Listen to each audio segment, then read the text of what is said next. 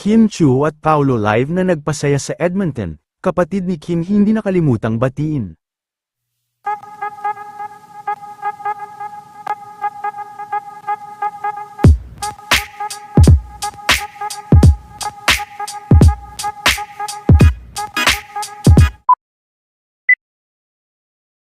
Maaga pa nga lang kanina, ay talagang marami na nga ang nag-abang, dahil ngayong araw na nga naganap, ang ika-3 show at event ng Kim Pao na ginanap naman sa Edmonton Expo Center. Hello at magandang gabi sa inyo lahat. Maliwanag pa kasi.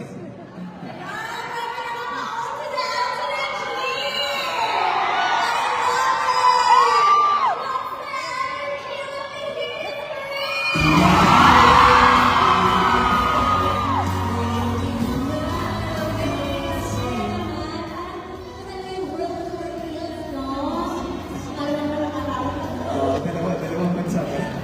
Alam. It's so overwhelming na nandito kayo lahat. Sino dito mga nag-drive from far away?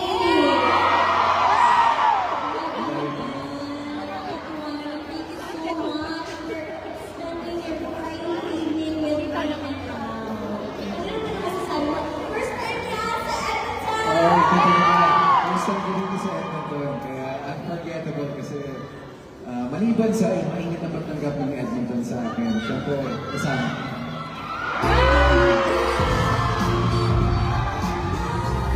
Sa iyo, ano ba yung mga... ano ba yung mga ginawa mo dito? Siyempre, nag-spend time ako with my family, my brother, John Paul Pinella! Yes, thank you sa lahat ng mga nakakilala sa kapatid ko at kumuha ng course sa kanya. Mabuhay po kayong lahat. At kayo na po ang balik ng dreams sa Canada. Ikaw, kung naman ang experience mo dito? Okay naman, di pa ako nakakain masyado dito. Saan ba masarap kumain dito? Maliban sa mga bahay. Saan ba masarap na bake?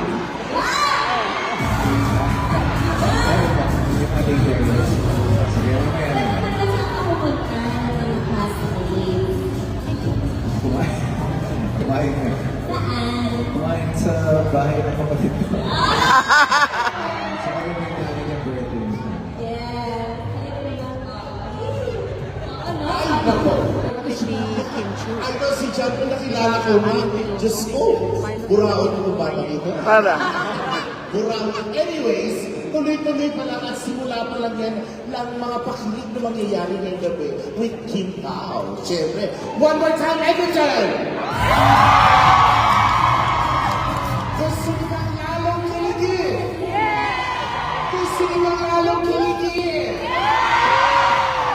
Dahil ito challenge natin silang dalawa, Kim and Paolo, sa game na This or That. O, alam niyo ba